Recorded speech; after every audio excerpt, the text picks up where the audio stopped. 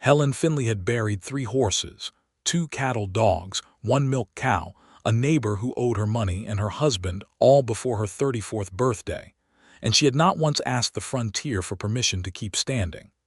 The year was 1878, and the town of Callow Creek, Kansas, sat like a faded postage stamp on the flat belly of the plains, the kind of place that the railroad had promised to reach and then quietly forgotten. It had a general store run by a man named Aldrich who weighed everything too lightly on purpose, a saloon that doubled as a dentist's office on Thursdays, a small white church that leaned distinctly to the east as though it had been listening for something coming from that direction for years, and not much else worth noting on a map. The wind came through without apology in every season, and the dust was as permanent as the sky above it. Helen's homestead sat 2 miles south of town on a parcel of land she and her late husband, Thomas Finley, had claimed 6 years earlier when they had arrived from Ohio, full of the particular kind of optimism that only survives east of the Mississippi. Thomas had been a good man. He had been patient with the land and patient with Helen, and patient with the idea that things would get easier if you just kept your shoulders square and your hands busy. He had died of a fever in the winter of 1875, 3 years before the story that matters most to Helen truly began, and he had left her with 40 acres of dry soil, a half-decent well, a daughter named Clara who was 8 years old and serious as a judge, and a son named Samuel who was 5 years old and had not yet met a thing that frightened him. Helen had kept the farm. That was the part that everyone in Callow Creek talked about when her name came up. Other widows had sold or remarried within a season. Some had simply packed up and gone back east, and nobody blamed them. But Helen Finley had kept the farm, had coaxed wheat out of the reluctant earth, had repaired the fence line herself in temperatures that cracked wood, had traded labor for supplies when cash ran low, and had done all of this with a quiet ferocity that had earned her something between deep respect and mild bewilderment from her neighbors. She was not a cold woman. She laughed when something was funny and cried when she had enough privacy to do so, which meant she cried at night and was finished before the sun rose. She was practical the way the prairie demanded practically minded without being joyless, and she had a way of looking directly at a problem that made the problem feel slightly ashamed of itself. But the farm was wearing her down. That was the truth she carried into the spring of 1878. The truth she did not share with Clara or Samuel or Aldrich at the store or anyone else in Callow Creek. The truth was that she was tired in a way that sleep did not fix. The truth was that the fence needed replacing for the 3rd time, and she had miscalculated the seed budget, and the well was drawing slower than it had in the fall, and she was facing all of this alone with 2 children looking to her as though she were a mountain permanent, reliable, incapable of erosion, and she was not sure how much mountain she had left in her. It was on a Tuesday in late April, on the day she drove her wagon into Callow Creek to collect a delivery of wire and flour that she had ordered 2 weeks prior, that Jonas Brenner arrived in town. He came in from the east on a roan horse that was road-weary but well-kept, the kind of horse that told you the man who owned it was the sort who took care of his things even when he was tired himself. He had a bedroll tied behind the saddle and a rifle in the scabbard, and a canvas coat that was dusty from the trail. He was 38 years old, lean and brown from long days in the sun, with dark hair going silver at the temples and the kind of hands that had done hard work for a long time and had the permanent look of it. His face was not handsome in a way that anyone would describe as pretty, but it was a good face, an honest face, the kind that bore its experiences openly rather than hiding them, with lines that spoke of weather and trouble and also of considerable humor. He tied his horse in front of Aldrich's general store and walked inside with the loose, unhurried stride of a man who had walked into many general stores in many towns and knew how they worked. Helen was already inside, standing at the counter with her list, waiting for Aldrich to locate the wire she had ordered, which Aldrich insisted he had received, which Aldrich was now unable to immediately find. "It came in, Mrs.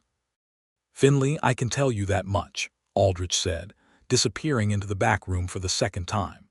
Helen stood at the counter with her arms crossed and the particular expression of a woman who has learned to wait, because waiting is sometimes the only thing left to do. Jonas Brenner stepped up to the counter beside her and set down his own list, and he was careful to leave appropriate space between himself and her, which she noticed without looking directly at him. "He say that to everyone?" Jonas asked, nodding toward the back room where Aldrich could be heard moving things around with the efficiency of a confused tortoise. "He said it to me twice before about a bag of cornmeal," Helen said. "Found it underneath a barrel of nails. I've stopped being surprised." Jonas smiled at that. "Jonas Brenner," he said, "just arrived." "I can see that," Helen said, and she meant the dust on his coat, which was a factual observation rather than an unfriendly one. "Helen Finley. I run the farm south of town." "The Finley place," Jonas said, and something shifted in his expression, a recognition without particular surprise. "I rode past the fence line coming in. Good positioning on that land." "The fence needs replacing," Helen said, which was not something she generally told strangers, and she was mildly surprised to have said it. "Doesn't everyone's?" Jonas said. Aldrich reappeared with the wire, triumphant. Jonas ordered grain and lamp oil and a new axe head, and the conversation in the store was essentially concluded. But as Helen loaded her wagon in front of the store and Jonas helped her lift the wire without being asked, and without making a ceremony of it, simply because it was there, and it was heavy and he was beside her, something passed between them that was not yet anything but was also not nothing. He touched the brim of his hat when she climbed onto the wagon seat. "I expect I'll be in the area a while," he said. "Jonas Brenner, in case you forget." "I won't forget," Helen said, and she drove south, and she told herself for the entire 2-mile ride home that she would likely never speak to the man again. She was wrong about that, as she would be wrong about a number of things that spring. Jonas Brenner had come to Callow Creek because of land. He had spent 12 years as a cattle drover out of Texas, riding the Kishom Trail, and then the Western Trail when the cattle business moved its corridors north. And he had saved his wages with a discipline that the other drovers found either admirable or strange, depending on their own relationship with money. He had intended for many years to buy land in Colorado, where a man he had ridden with swore the soil was better and the winters shorter. The man in Colorado had turned out to be wrong about both those things when Jonas went to see for himself. And so he had ridden north and east, and had heard in a saloon in Abilene that the land around Callow Creek was undervalued, which was a polite way of saying that it was difficult land in a difficult place, and most people were not enthusiastic about it. But Jonas Brenner had not come this far by avoiding difficult things. He took a room at the boarding house run by a woman named Mrs. Garth, a widow in her 60s who fed her boarders enormous breakfasts and expected silence after 8 o'clock in the evening, both of which suited Jonas fine. He spent his first week in Callow Creek riding the surrounding land, talking to the county clerk about parcels that might be available, talking to ranchers about water rights and growing conditions, doing the methodical, unglamorous work of a man who is serious about a decision. He encountered Helen Finley again on the second Saturday, at the small outdoor market that Callow Creek held on Saturdays near the church when the weather permitted. Helen was selling early spring vegetables from a table she had set up herself: pale green onions, some early radishes, dried herbs from the previous autumn. Clara stood beside her table, very straight and very serious, making change with the concentration of a banker. Samuel was somewhere behind the table making a structure out of rocks. Jonas bought a bundle of herbs he did not particularly need and paid the correct price without haggling, which Helen noted because Aldrich haggled over everything, and it had become something of a default expectation. "Your son's building something impressive back there," Jonas said. Helen looked behind her where Samuel had constructed a tower of flat stones that was substantially taller than any reasonable tower of flat stones had a right to be. "He does that," she said. "He'll have it knock himself in the head in about 2 more minutes and then we'll have tears." They both watched. The tower stood. Samuel looked at it with pure satisfaction. Said Jonas. "Maybe not." "Give it time," Helen said. And then Samuel reached up to add one final stone, and the whole structure came down across his knee, and the tears arrived exactly on schedule. Helen was already moving around the table before Samuel finished drawing breath for the cry. She knelt beside him in the dirt and examined his knee with the quick, practiced hands of a woman who had addressed 1,000 minor disasters, determined it was not serious, produced a handkerchief from her apron pocket, and had the situation essentially resolved before Clara had even looked up from making change. "All right," Jonas said when Helen returned to the table. "He's fine," she said. "He'll build it again taller in 10 minutes. Jonas smiled. "He's got ambition." "He's got stubbornness," Helen said, but there was a warmth in her voice that made the word into a compliment. Jonas came to the Saturday market the following week as well, and the week after that. He began to arrive a little earlier each time, and he began to linger a little longer, and the conversations between him and Helen lengthened from 3 sentences to 10 to 20, and then began to lose count of themselves. He learned that she had come from a small town outside of Columbus, Ohio, that her father had been a school teacher, that she had 6 years of real frontier experience and the competence to prove it. She learned that he had grown up in Tennessee, had gone west at 16 after his family's farm failed, that he had been a drover for 12 years and before that had done everything from mucking stables to helping string telegraph line across Oklahoma territory. He learned that she was funny, genuinely funny, with a dry, observational wit that delivered its lines so matter-of-factly that it sometimes took a second to realize she was joking.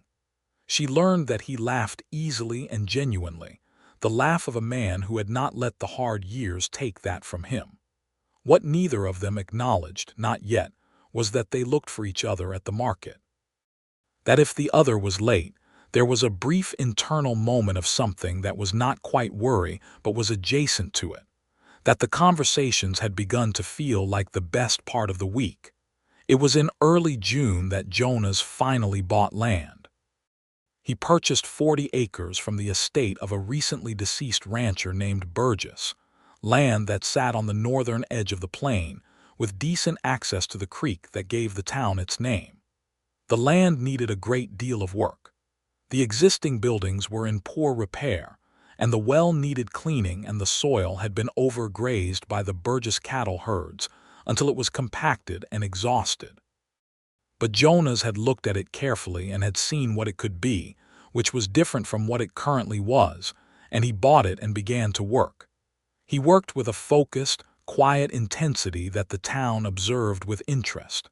He replaced the roof on the main structure himself. He cleared the overgrazed pasture and let it rest, and then began to work organic material back into the soil with a patience that was more farmer than drover. He dug out the well and cleaned it and relined it. He built a proper fence around his perimeter. It was while he was repairing his fence on a warm afternoon in late June that he rode past the south end of his property and saw Helen Finley's fence line, and he stopped, because her fence was in genuinely bad condition posts leaning, wire stretched to the point of failure in several places, and it was the kind of thing that, once seen, was hard to ride past. He rode to her farm and knocked at the door and took his hat off when she answered. "I came to ask," he said, "if you'd allow me to help with your south fence. I've got extra posts from my own work and I can see it needs doing. I'm not offering charity," he added before she could speak, because he had already spoken to enough people in Callow Creek to understand how Helen Finley felt about charity. "I'm offering a trade.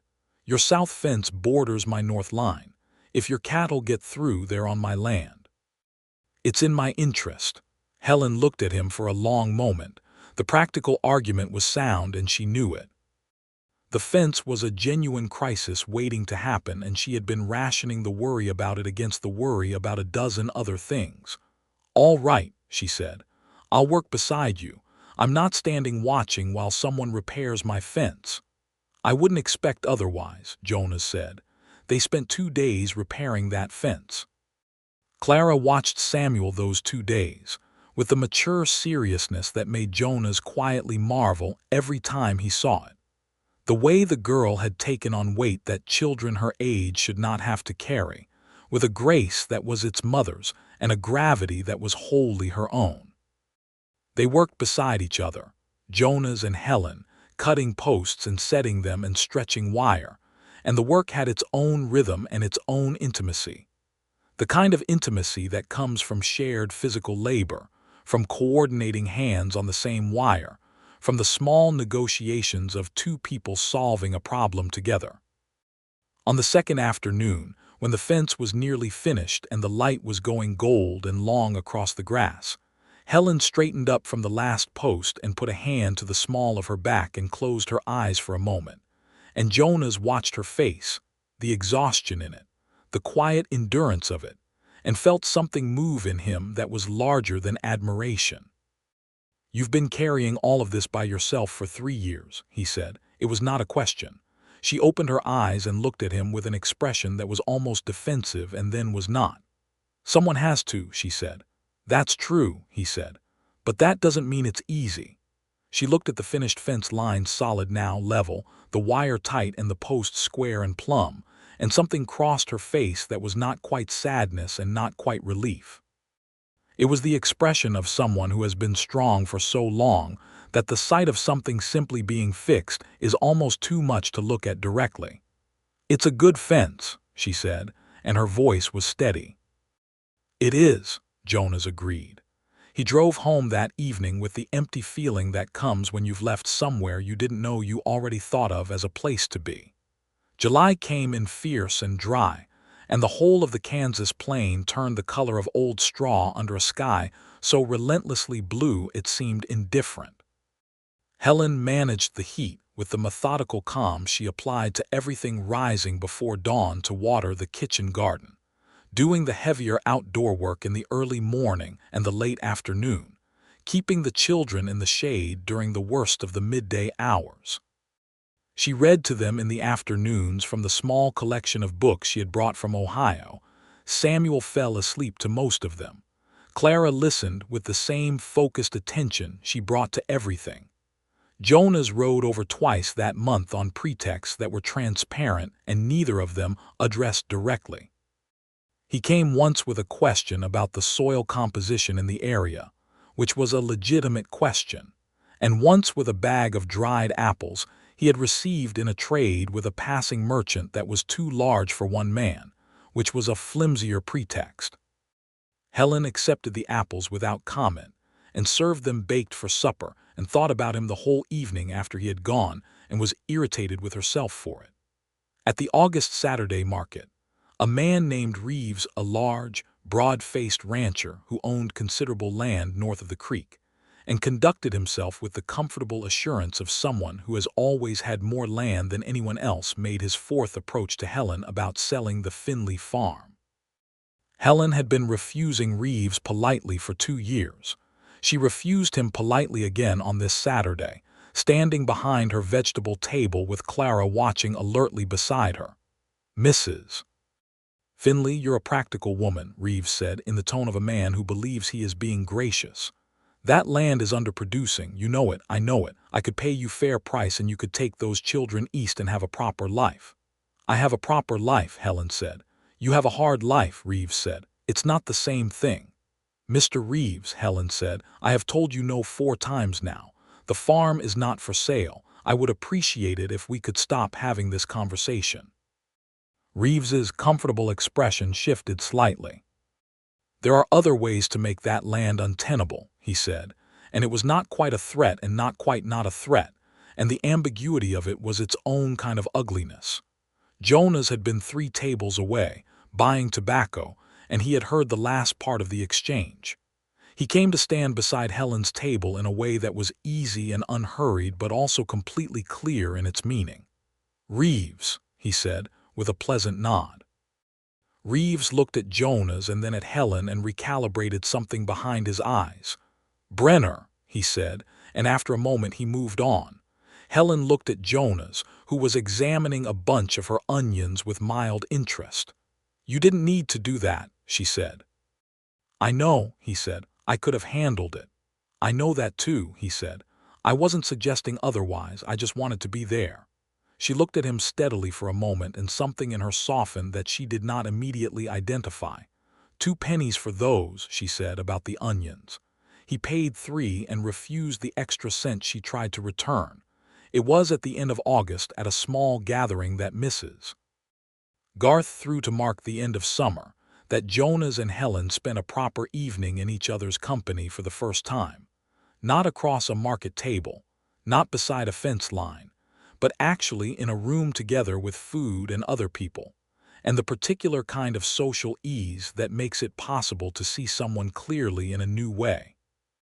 Mrs. Garth's front parlor was full of the half-dozen or so families who made up the small social core of Callow Creek, the Aldriches, the schoolteacher and his wife, a young couple who had come from Missouri the previous spring, the doctor, who was ancient and largely benign.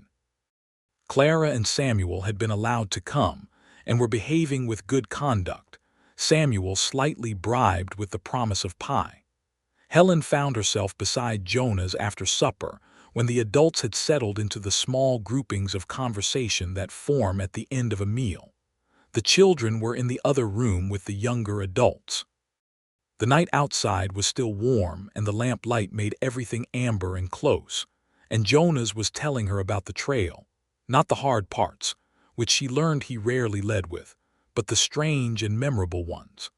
A night in Indian Territory when a thunderstorm had come up so fast and so enormous that every cow and horse and man in the outfit had stood in stunned silence, watching the lightning come down on all sides.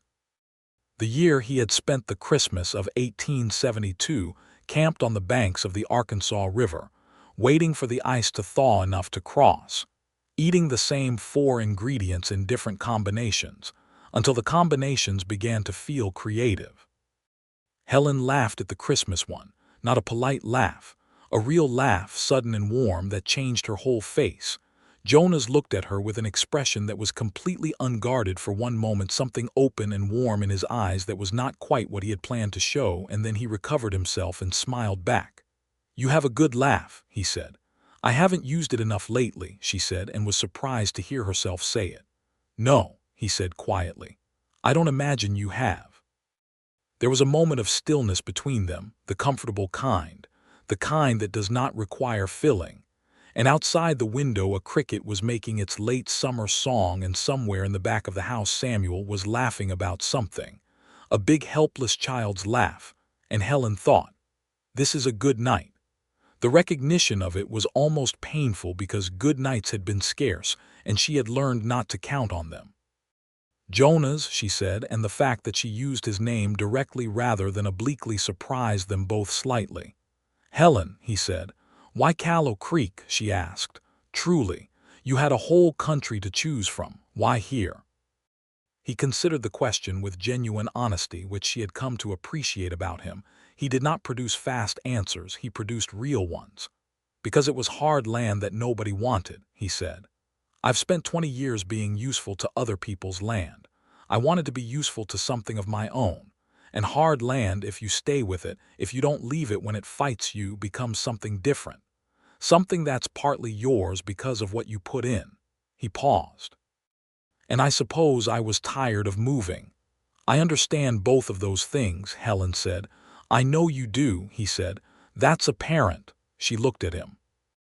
"I'm not easy company," she said, and it was a warning of some kind, and they both knew it. "I have opinions and I hold them, and I have children and a farm and very little patience for pretense." "I've noticed all of those things," Jonas said, "and I've sat next to your market table more Saturdays than I strictly needed grain and herbs to explain." She was quiet for a moment. "I noticed that too," she said. He looked at her then with the full warmth of it, not careful, not measured, and said, "I'm not in a hurry. I'm not going anywhere. I just want you to know that I'm here on purpose." The evening ended shortly after with Mrs. Garth serving her extraordinary pie and Samuel eating 2 pieces and Clara eating 1 and reporting both figures accurately when asked. Helen drove her children home under a sky absolutely covered with stars, the kind of sky that Kansas does better than almost anywhere, and she listened to Samuel fall asleep in the back of the wagon and Clara sit straight and quiet beside her, and she thought about Jonas Brenner saying, "I'm here on purpose," and felt something in her chest that she was not quite ready to name, but was no longer pretending was not there. September brought a specific kind of trouble that Helen had not anticipated, which was Reeves making good on the ambiguous threat he had offered at the market. Over the course of 3 weeks, she found her south fence cut in 2 places, cattle grazing on her wheat field before she could drive them back, and one morning a dead calf on her property that had not been there at dark. She could not prove Reeves was behind any of it. Reeves was careful in the way of people who are powerful enough to be careful, and the town of Callow Creek had a complicated relationship with Reeves because he employed 4 men and occasionally extended credit to people who needed it, which complicated the moral accounting. Helen told Jonas about it on the 3rd Saturday in September because she had reached the point where not telling someone was taking more energy than telling someone, and Jonas was the person she trusted most clearly to respond usefully rather than with mere sympathy. He listened to all of it without interrupting, standing beside her wagon outside the market, his hat in his hands. "Do you have documentation of the fence cuts?" he said. "I wrote down the dates and the locations," she said. "Good, you'll want to take that to the county seat. The fence cuts are property damage. If you put it in front of the county sheriff, it creates a record and Reeves knows it. A man like that is careful about records." "I can't take time to ride to the county seat," Helen said. "It's a day each way." "I can take it," Jonas said. "I have business at the land office there anyway." "I can take your documentation and speak to the sheriff on your behalf if you want me to." She looked at him. There was a long pause in which she weighed the independence she had maintained so fiercely against the practical situation in front of her. "All right," she said. "I'll prepare a written statement." He rode to the county seat 3 days later and returned with a record filed and a deputy sheriff's promise to make a visit to Reeves's property, which was not justice exactly, but it was consequence, and consequence was often enough. Reeves's harassment stopped after the deputy's visit. The fence was not cut again. The cattle stopped appearing on Helen's wheat. The incident closed, and Reeves managed to avoid Helen's direct gaze at the Saturday market from that point forward, which suited her. When Jonas returned from the county seat and rode to Helen's farm to report, she stood on the porch and listened to the account and then said, "Thank you," with a directness that made it larger than the words usually are. "You'd built the case yourself," he said. "You had the documentation, I just carried it." "Jonas," she said, and he stopped. "Don't make it small." He looked at her. "All right," he said. "You're welcome." She offered him supper, which she had not done before, and he stayed. Clara set the table with the careful formality of a girl who understood the significance of an invited guest at supper and wanted to be adequate to the occasion. Samuel showed Jonas the new tower of rocks he had built in the yard, which was as ambitious as the first one and considerably more stable, and Jonas examined it with genuine interest and asked engineering questions that Samuel answered with great enthusiasm and some invention. Supper was simple cornbread and beans and dried apple dessert made from the apples Jonas had brought in July, though neither of them mentioned this. The conversation at the table was easy and warm, and Clara added observations at precise moments that were both accurate and occasionally startling in their perceptiveness. And Jonas found himself laughing more than he had in a long time, and Helen found herself watching him with the children and feeling something she had been very careful not to feel gathering in her regardless of the care. After Clara and Samuel were in bed, Helen and Jonas sat on the porch in the September cool with coffee, and the stars were out again, that same abundance of them, and the cricket was gone now because the nights were getting cold. They sat in 2 chairs a respectable distance apart and talked quietly for a long time about things that mattered, about what they wanted, about what they believed about the land and about work, and about the kind of life that was worth the difficulty of it. Jonas spoke carefully but openly about loneliness, the particular loneliness of a man who had been around people constantly for 12 years, but had not had a real home or a person to come back to, and had not entirely understood what he was missing until he had stopped moving.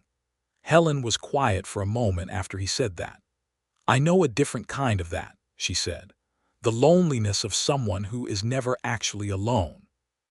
I'm with Clara and Samuel every day. I'm surrounded by what Thomas built and I'm maintaining it, and I'm never without something to do or someone who needs me. But there is a kind of aloneness in that, in being the only adult." She paused. "I used to think it would get easier. I think now it just gets more familiar." "It shouldn't be that way," Jonas said. "No," she agreed, "but it is." "Helen," Jonas said, and his voice was very quiet and very serious.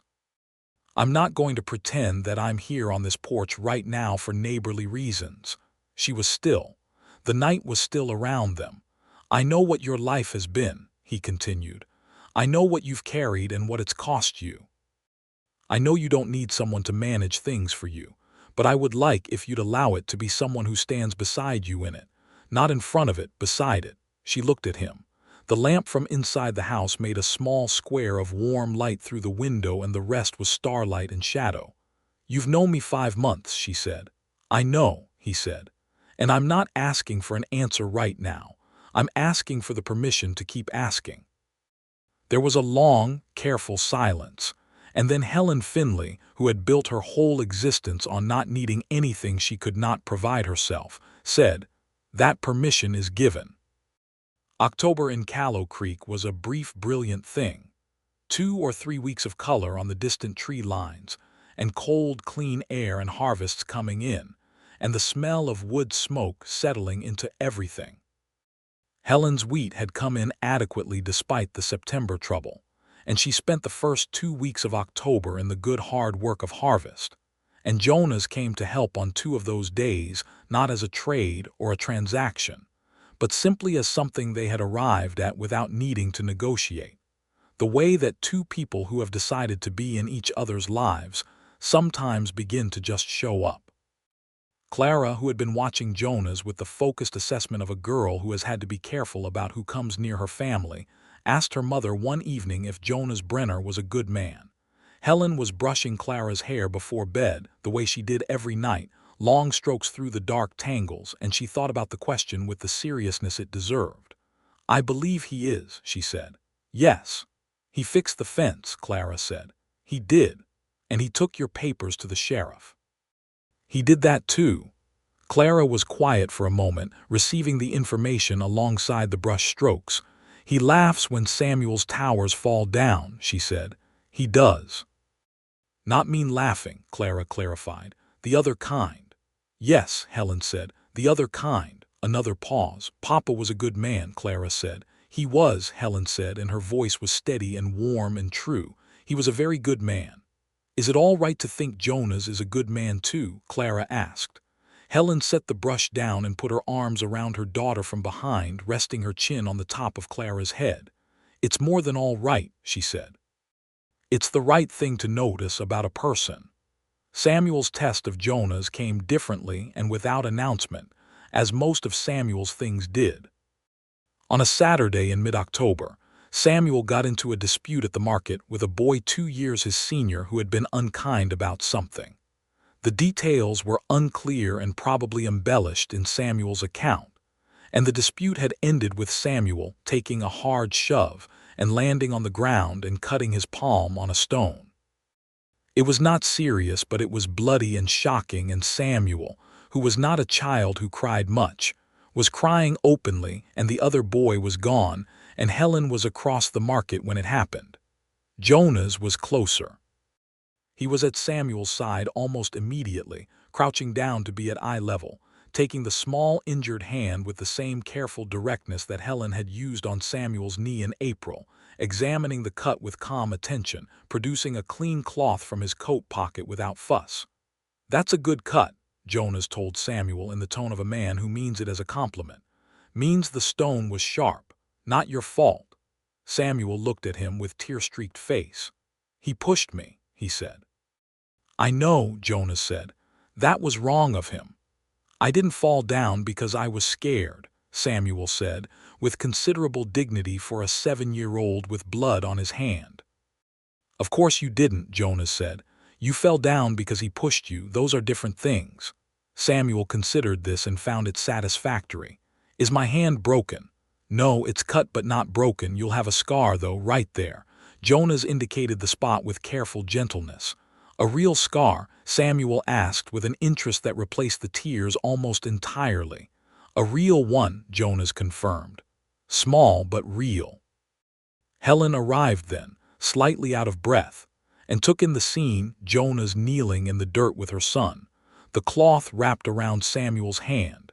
Samuel's tears essentially resolved and replaced by a fascinated interest in the scar he was going to have. She met Jonas's eyes over Samuel's head and said nothing, but what passed between them in that moment was complete and mutual, and did not need words. In November, Jonas asked Helen to come for a walk on his property, to see what he had done with the land he had purchased in June. She came on a Sunday when the air was cold and clear, and the sky was the high pale blue of late autumn, bringing both children, and Jonas walked them over the 40 acres with the particular pride of a man showing work he has made with his own hands. He had done a remarkable amount in 5 months.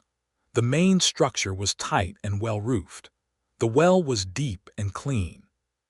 The soil in the pasture had been turned and rested, and a cover crop of rye was showing green against the brown. The fence lines were excellent. Jonas was a meticulous fence builder, which Helen appreciated on a personal level. There was a small kitchen garden still visible under the frost, the kind of thing a single man plants but intends to expand. It's good land, Helen said, walking beside him with her coat wrapped close. Better than it was looking when Burgess ran it. It had been exhausted, Jonas said. It needed rest more than anything, and attention. Most things do, Helen said. He looked at her sideways with a small smile. Yes, he said. Samuel had gotten ahead of them and was climbing a fence post, which was against any reasonable rule, but which Jonas watched with careful readiness rather than immediate prohibition. And the post held, and Samuel surveyed the fields from 3 feet up with great satisfaction. Clara was walking with the considered pace of someone genuinely examining things, looking at the rye cover, and the repaired structures with an assessment that was so much her mother's that Jonas found himself slightly moved by it. They ate lunch at Jonas's table. He had prepared something, a simple, honest meal of bread and leftover stew that showed he could feed himself adequately without anyone's help, which Helen noticed. The table was sturdy and the chairs were well made, and the house was spare but clean, with no pretense about it.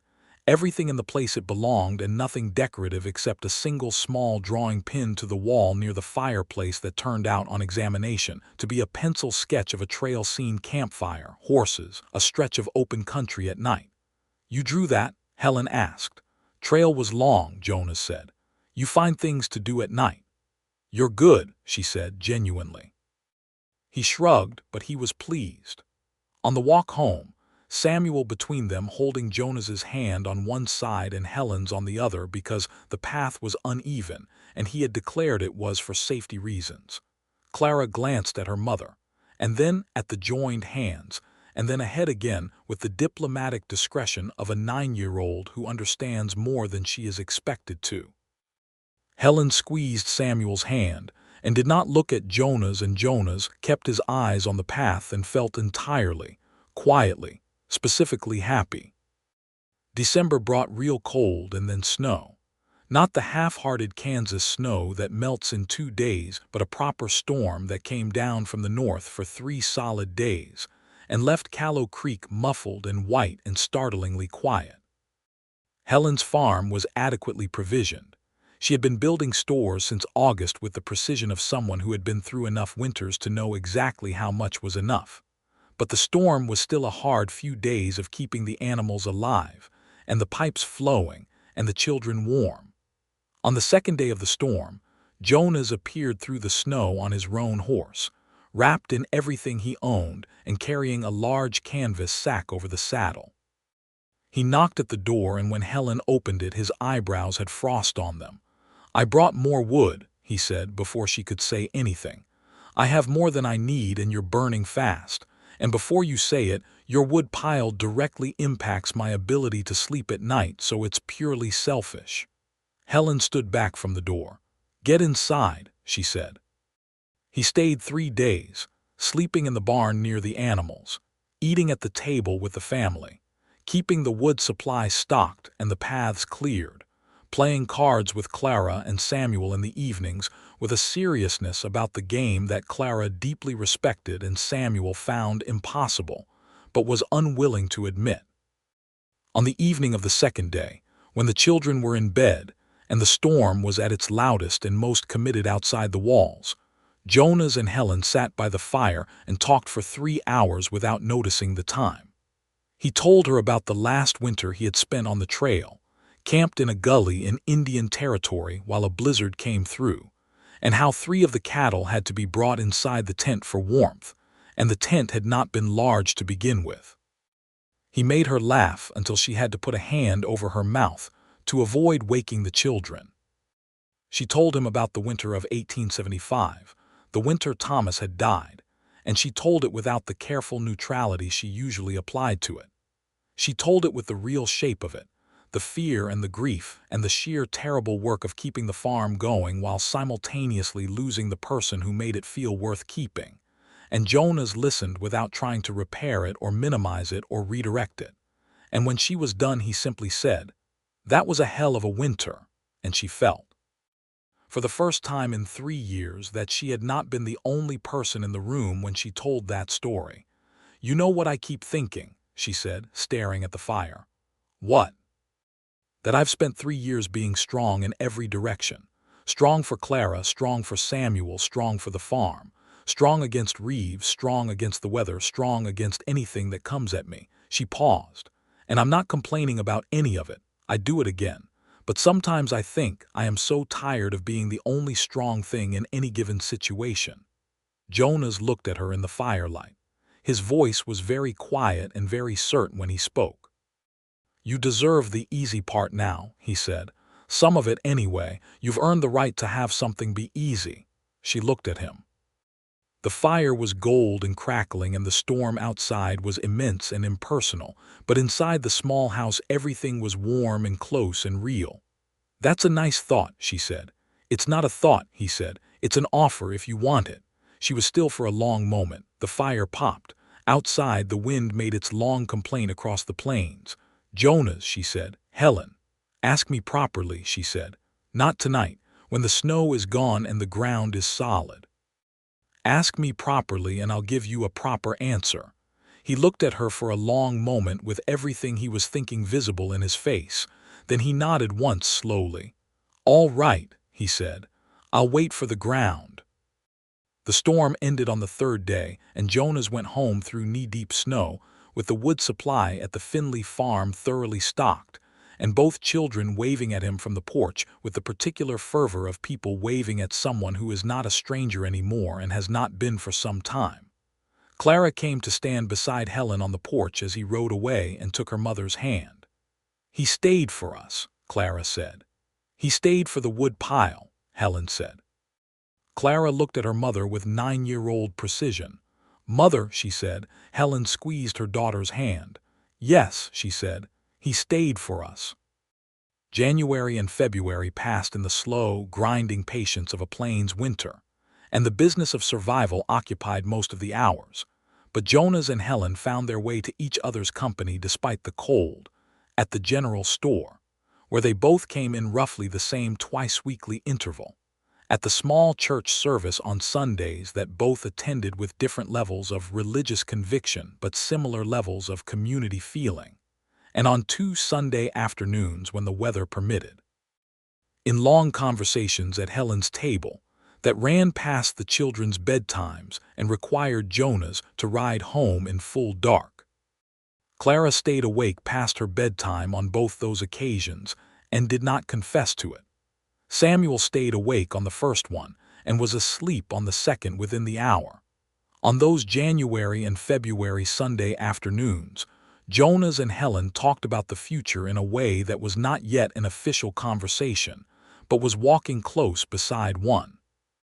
They talked about crop rotations, and they talked about schooling for Clara and Samuel, and they talked about what Callow Creek was and what it might become, and they talked, very carefully at first and then less carefully, about what two neighboring farms might look like if they were combined practically, logistically, agriculturally. And the conversation walked so close to what it was actually about that only their own caution kept it nominally about farming. In early March, Jonas built something. He spent the better part of 2 weeks building it, working in the early mornings before he came to town and in the evenings after, and he told no one what it was. Mrs. Garth, who had lived in Callow Creek long enough to have opinions about everything, expressed her opinion that he was building something for the Finley widow, and that it was about time someone built something for that woman instead of the other way around. Mrs. Garth was not wrong. On a Saturday in mid-March, when the first suggestion of spring was in the air, not warmth exactly, but the specific quality of light that changes when the season is thinking about turning, Jonas drove his wagon to the Finley farm before the market rather than after, and asked Helen if she would come out to the back field. Clara and Samuel came too, because they had been following developments with close interest and were not going to be left inside for a significant moment. In the back corner of Helen's property, where the south fence ran and where the soil was too rocky to cultivate, Jonas had built a bench. It was an excellent bench, wide boards, solid construction, the legs set into the ground so it would not tip, the wood sanded smooth and oiled against the weather. It faced east and south toward the long, flat view of the plains, the view that went on until the sky collected it. He had set it against the existing fence post so it had a natural backrest, and he had rooted a small decorative pattern into the top board that was simple and lovely and had clearly taken care. Helen stood and looked at it for a long moment. "I noticed," Jonas said, "that you work every part of this land every day, and that you never sit anywhere on it except when you're in the house or on the porch. And I thought that a person who has worked this land as hard as you have deserves a place to just sit on it and look at it." Clara was already sitting on the bench and testing it with the gravity of a professional inspector. "It doesn't wobble," she reported. "It shouldn't," Jonas said. "I put the legs in 18 inches. It's beautiful," Helen said. Her voice had a quality in it that Jonas had not heard before, something unguarded and young, something that had been kept away from the cold for a long time. "It'll last," Jonas said. "That's oak. It'll be here a good while." She turned and looked at him, and in the pale March light with the long plain behind her and the fence they had fixed together behind him, she said, "Jonas Brenner, you are the most useful person I have ever met." He laughed the full, genuine laugh. "That's not usually the first thing people hope to be called." "I mean it as the highest compliment," she said. "I know you do," he said. "Helen." He took his hat off, holding it in both hands, which was the gesture of a man who is being serious with himself and with the moment. "The ground is solid." She was still. "I said I'd wait for it," he said. "It's March. It's solid."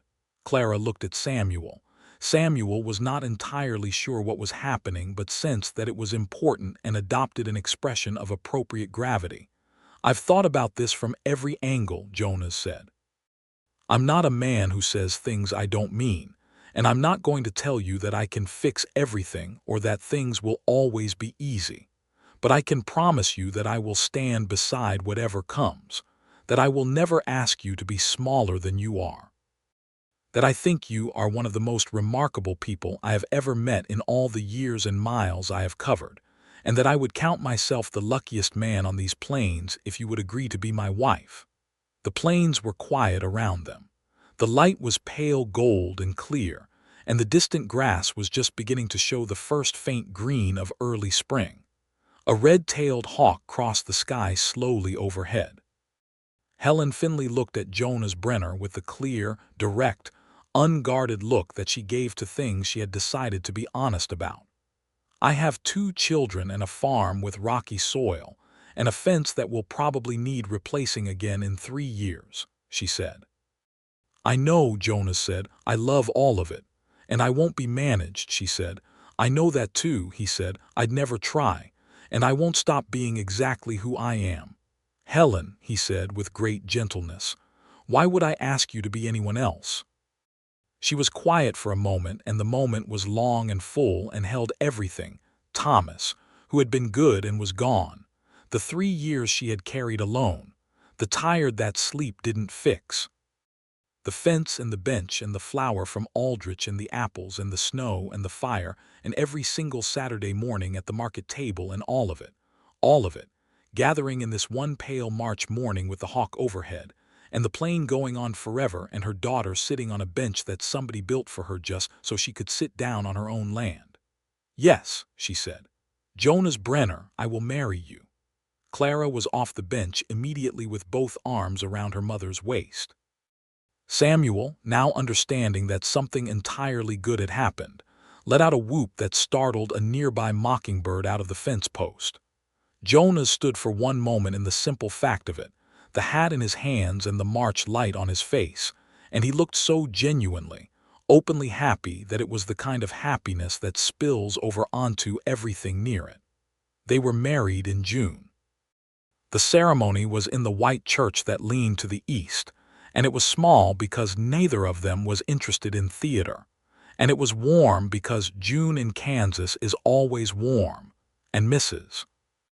Garth cried before the ceremony started and did not stop until after it ended, which she explained afterward was something that happened to her at weddings, had nothing to do with sentimentality, and she would not be discussing it further.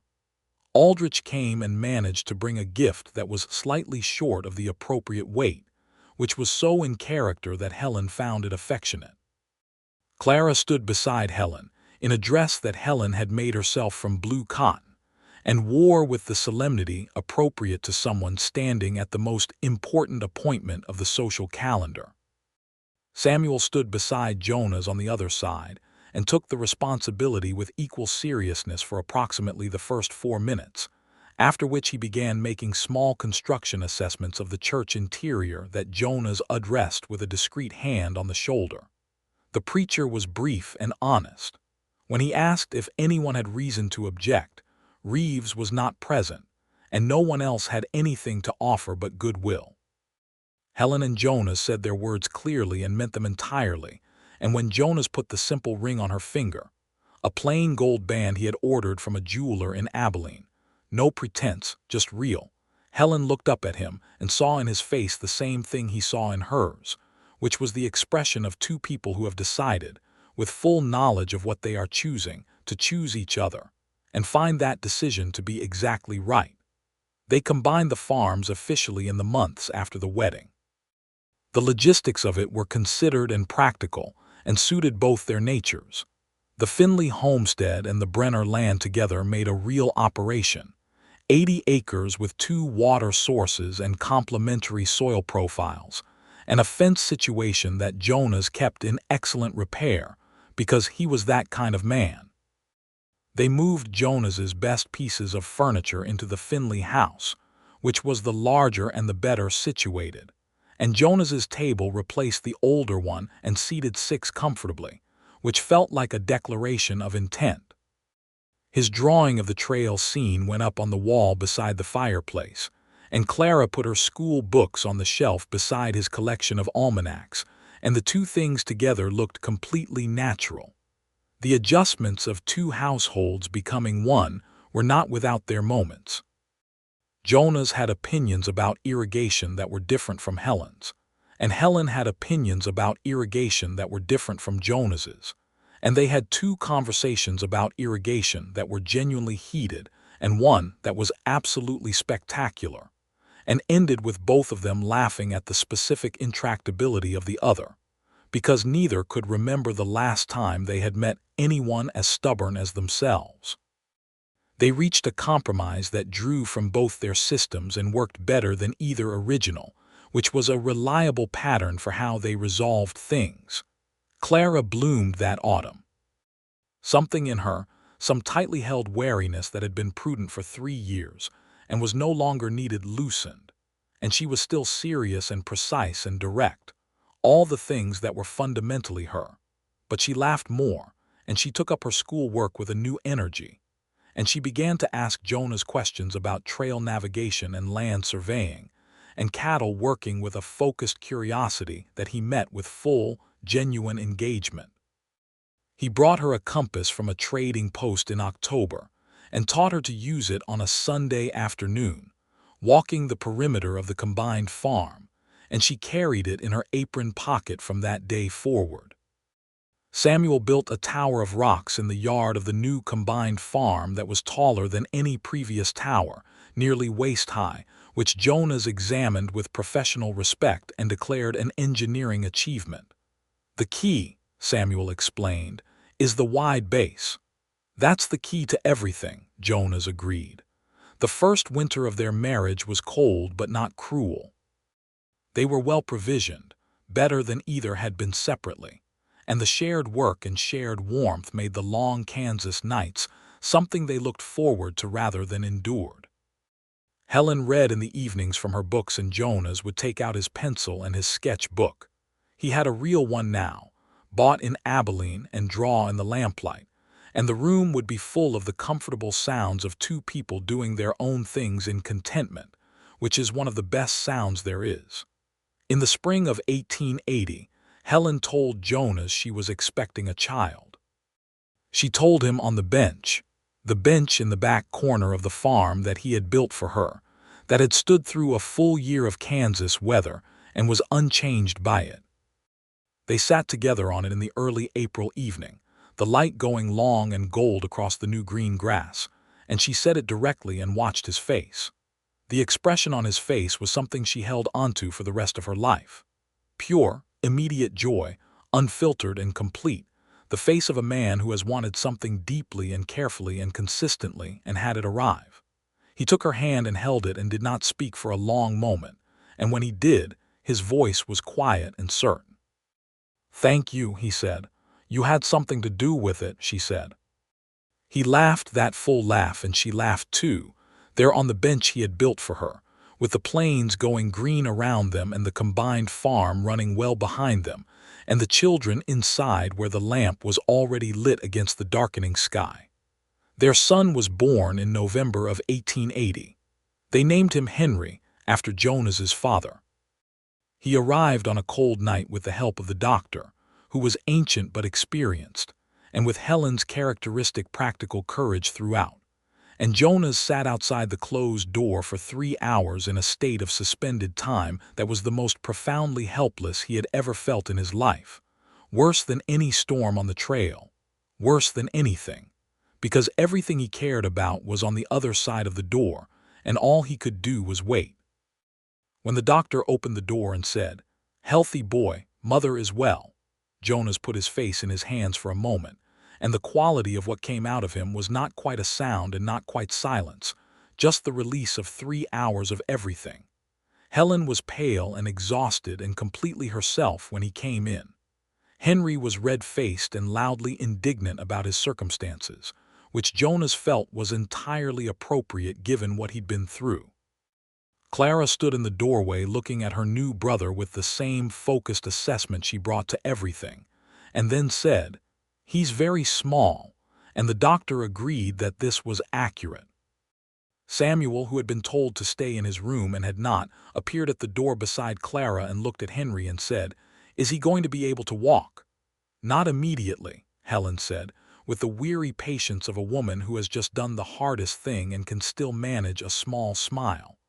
"I'll teach him to build towers," Samuel said generously. "That's good of you," Jonas said. Henry grew into himself with the combination of traits that was entirely expected and entirely surprising in the way babies always are.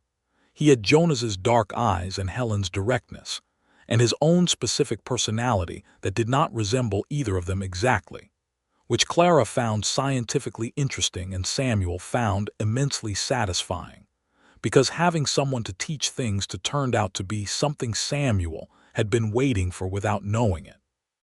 The farm in 1881 was a good year. The wheat came in strong on 3/4 of the combined acreage.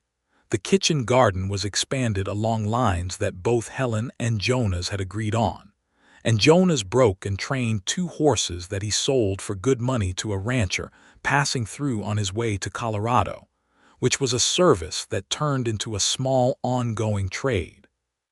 Helen began selling not just produce at the Saturday market, but preserved goods and dried herbs in quantities that generated real income. And she kept the accounts in the ledger with her usual precise hand, and they were solid, and she allowed herself, quietly, to feel good about it. In the evenings when Henry was asleep and Clara was reading, and Samuel was doing whatever Samuel did before he admitted he was tired, Helen and Jonas would sometimes sit on the bench in the back field if the night permitted it, wrapped in coats as autumn came on, and look at the plains together. The view had not changed. The land went on and on to the flat horizon, and the sky above it did what Kansas sky did, which was everything, in enormous scale, but the way it felt to look at it had changed entirely. "I used to come out here alone," Helen said, on one of those evenings in the autumn of 1881, when the children were asleep and I couldn't sleep. "I'd stand out here and look at it and think, this is mine. This is the thing I'm holding on to. And now," Jonas said, she looked at the plains, at the grass moving in the slight evening wind, at the far edge of the world going dark. "Now I think this is ours," she said. "It's a different thing." "Better?" he asked, and there was something in his voice that was still careful, still the Jonas who did not assume. She turned and looked at him in the blue evening light and smiled, the full smile, the one that changed her whole face, the one he had fallen in love with on a Saturday morning in front of a vegetable table in April of 1878. "Immeasurably," she said. He reached out and took her hand, and they sat there as the stars began to come out, the enormous Kansas stars, and the night gathered around them in its vast and impersonal way.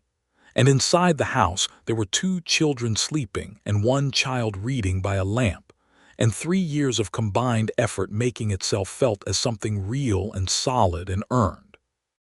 In the spring of 1882, the county held a land assessment, and Jonas attended representing the combined Finley-Brenner property, and came home having argued successfully against a proposed road easement that would have cut through the best portion of their wheat field.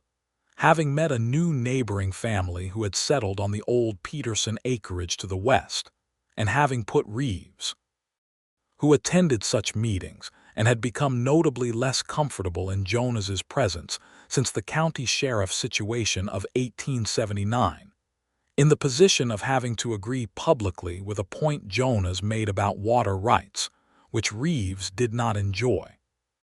Helen heard the account of the meeting at supper and said, "You enjoyed the Reeves part." "Professionally," Jonas said. "Of course," said Clara, who was 11 now and had inherited her mother's specific brand of dry precision. In the summer of 1882, Clara turned 10, no, 11, having been 8 when the story began in 1878, and asked for, as her birthday gift, to be allowed to go with Jonas on his monthly ride to check the full fence perimeter of the combined property. This was granted, and she rode beside him for 3 hours on a Sunday morning with the compass in her pocket and a new small journal she had bought at Aldrich's with her own money for writing down observations. And Jonas rode quietly beside her and answered every question with full seriousness, and taught her to read fence condition the way he read it. The posts, the tension of the wire, the signs of animal pressure, the weather damage. And she wrote all of it down in her journal with the meticulous care of a scientist. When they returned, Helen was in the yard with Henry on her hip, watching them come in. Clara was sitting very straight in the saddle with the easy confidence of a girl who has just learned something real, and the look on Jonas's face watching her was the warm, uncomplicated pride of a man who is simply glad to be the one beside her. "She has a good eye," Jonas told Helen that evening. "She gets it from her father," Helen said, and there was nothing complicated in it. Thomas had been a good man who had seen things clearly, and Clara carried that, and it was right. "She gets some of it from you," Jonas said. "Some," Helen allowed. Samuel, at 9, had begun showing a genuine aptitude for working with animals that surprised everyone slightly.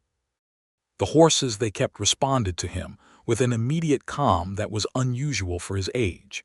He had a still, attentive quality around animals that was entirely different from his general enthusiasm about most other things, and Jonas had begun letting him help with the horse training in a supervised capacity, and the results were consistently better than they had any right to be for a 9-year-old. "He's going to be better with horses than I am in 5 years," Jonas told Helen. "He'll be insufferable about it," Helen said. "Probably," Jonas agreed. Helen became pregnant for the second time in the autumn of 1882, and this time the pregnancy was harder than Henry's had been, with a persistent exhaustion through the first months that required Helen to sit down more than she had sat down in the entire previous decade of her adult life, which she found genuinely difficult. Jonas watched this particular form of difficulty with a focused care that did not hover and did not smother, but made it possible to simply sit on the bench for an afternoon without worrying about everything that should be getting done. He handled the accounts for 3 months without being asked to. Clara took on the kitchen in the mornings. Samuel became, for a 9-year-old, a surprisingly competent caretaker of Henry, who was 2 and deeply active and required attention across multiple planes simultaneously. Jonas built a new low shelf in the kitchen at a height that made it easier to reach things without bending, which was a practical gesture of love so precisely calibrated to its recipient that Helen sat down at the table after he showed it to her, and looked at it for a moment with an expression that was too full for words. "You don't have to look at it like that," he said. "I know," she said. "I'm looking at it because I want to." Their daughter was born in March of 1883 on a cold, clear night with the stars out again, those endless Kansas stars, and she arrived quietly and well. They named her Me, for no particular family reason, but because it was a name that sounded like spring arriving, which seemed appropriate given the month and the feeling. Me was born with Jonas's dark eyes and a particular expression of calm consideration that was entirely her own, and she looked at the world from the first day with the steady, taking it all in quality of someone who is going to have strong opinions about what she sees but is gathering data first. Henry, at 2.5, was brought in to see his sister the next morning and stood at the bedside with Samuel's guidance and looked at me with serious intent and then at Helen with great concern. "Is she going to stay?" he asked. "She is going to stay," Helen said. Henry considered this. "She can have my blue cup," he said finally, which was an enormous sacrifice, and everyone in the room understood it to be so. "Thank you, Henry," Helen said. Jonas looked at his family around that bed, at Helen tired and real and present, at Clara standing straight and quiet with something warm and open in her face that was 9-year-old Clara entirely gone, and an 11-year-old girl who had grown into herself, at Samuel holding Henry's hand, with the new gravity of an older brother, at Henry's enormous generosity regarding the cup, at me sleeping in the crook of Helen's arm with the absolute unconcerned peace of the newly arrived. And the feeling that moved through him was so large and so specific that it had no name exactly, or rather its name was simply this. The spring of 1883 came in warm and early, and the fields went green at a pace that felt like reward. Clara entered a small essay competition organized by the county school and won, writing about water conservation and soil management in ways that made the schoolteacher write a personal note to Jonas and Helen saying that the girl had a mind that deserved opportunity and that he hoped they were aware of it. They were aware of it. Jonas had already written 2 letters to schools in Abilene and Dodge City on Helen's suggestion, inquiring about options for girls' education in the region, and had received one encouraging reply that they were pursuing. Samuel continued to be remarkable with the horses. At 9, he had helped Jonas bring 3 foals through their early training in a way that the rancher who bought 2 of them commented on, specifically asking about the training method, and being surprised to learn that a child had been involved in it. Henry learned to walk steadily that spring, and thereafter there was no slowing him, and he moved through the world at a determined trot from morning to nightfall that was exhausting to observe and impossible not to love. Me, at a few months old, had already established a clear communication with her father that bypassed everyone else in the room. Jonas would come in from the field, dirty and tired, and me would turn her head toward him from wherever she was placed with the absolute certainty of someone who recognizes a specific person. And the smile Jonas produced in response to that small certainty was the least guarded smile anyone in Callow Creek had ever seen on the man. On a Saturday in late April of 1883, 1 year after the first anniversary of their wedding, 5 years almost to the day since Helen Finley had stood at Aldrich's counter waiting for her wire and Jonas Brenner had walked in dusty from the trail. Helen went to the Saturday market alone because Jonas was home with the children. She set up her table with the spring vegetables and the early preserves, and stood behind it in the April sun that was warm and real and clean, and she looked at Callow Creek, the leaning white church, the general store where Aldrich was opening his door with his customary combination of optimism and inaccuracy, the street that was coming alive with the small traffic of a Saturday. And she thought about the woman she had been standing in this same spot in 1878. That woman had been 34 years old, and exhausted in the bone-deep way that survival exhausts a person. That woman had kept everything going by sheer force of will and had been proud of it, and was right to be proud of it, but had not known yet that keeping everything going alone was not the same as living. The woman standing at the market table in 1883 was 39 years old and not exhausted in that way anymore. She was tired in the good way, the way of a person with a full life who works hard and sleeps well and wakes up to something worth getting up for. She had Clara, who was going to change something in the world because she could not help it. She had Samuel, who spoke to horses in a language nobody else fully heard. She had Henry, who had given away his best cup. She had me, who looked at her father with the calm certainty of someone who knows exactly where she belongs. And she had Jonas Brenner, who had ridden into Callow Creek in the spring of 1878 and helped her lift a roll of wire without making a ceremony of it, and who had repaired her fence and carried her papers to the sheriff and built her a bench and proposed to her on solid ground in March, and had meant every word of everything he had ever said to her, and who was home right now with their children because she had needed to get out by herself for a morning, and he had understood that without her explaining it. She thought about what he had said on a December night in 1878 by the fire, while the storm came down outside and the children were sleeping. You deserve the easy part now. She had not believed it then. She had wanted to, but wanting was not the same as believing. She had spent so many years being the strong thing in every situation that the idea of something being easy had felt almost foreign, like a word in another language that she knew the definition of but could not yet hear in her own voice. She believed it now. Not because things were always easy, they were not, and the farm still required everything she had, and the Kansas winter was still the Kansas winter, and life still came at you sideways with whatever it had on hand. But she believed it in the way that mattered, which was this: she did not stand alone in it anymore. She had not been asked to be smaller. She had been asked, specifically and with full knowledge of what she was, to be exactly herself alongside someone who wanted to stand there with her. That was the easy part, not the absence of difficulty, the presence of someone real. Aldrich came out of his store and squinted at her table and she waved back. A family she didn't recognize was pulling a wagon down the main street with the particular expression of people newly arrived, looking at everything with the mix of hope and apprehension that all new arrivals had. Mrs. Garth was walking with purpose toward the church, which she did every Saturday as though she and the church had a standing appointment. The mockingbird was singing from somewhere near the feed post, the same mockingbird or a successor to it, going through its repertoire with absolute confidence. Helen stood at her market table in the April sun and felt, in the quiet specific way that only happens when you are not looking for it, that she was happy. Not the resigned version of happiness that passes for the real thing when real things are scarce.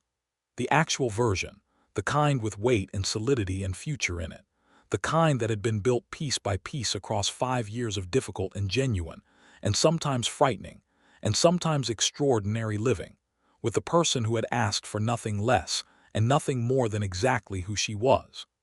Jonas came to the market at noon with the children, as he sometimes did when she'd been there alone in the morning. Henry was on his shoulders because Henry was always on someone's shoulders given any opportunity. Clara was walking with the compass in her apron pocket. Samuel was carrying me with the careful competence of a 10-year-old who has been doing it long enough to be trusted. Jonas came through the small market crowd and stopped at her table and looked at her with the same direct, warm, completely specific look he had been giving her since December of 1878 by the fire, and it had not changed in 5 years, that look, which was one of the things about him that she loved most deeply. "Good morning," he asked. "Very good," she said.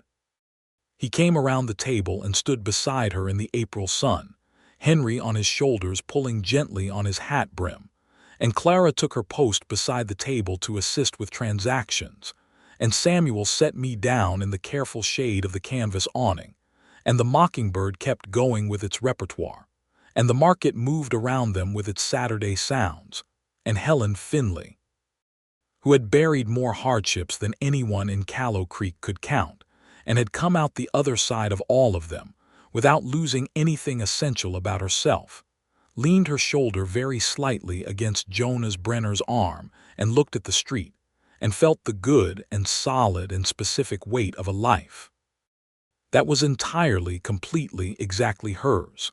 The plains ran on past the town in all directions, flat and permanent and indifferent to human ambition, the way they always had. The sky above them was the impossible blue of a Kansas spring, going up forever. But on this side of the horizon, everything was warm,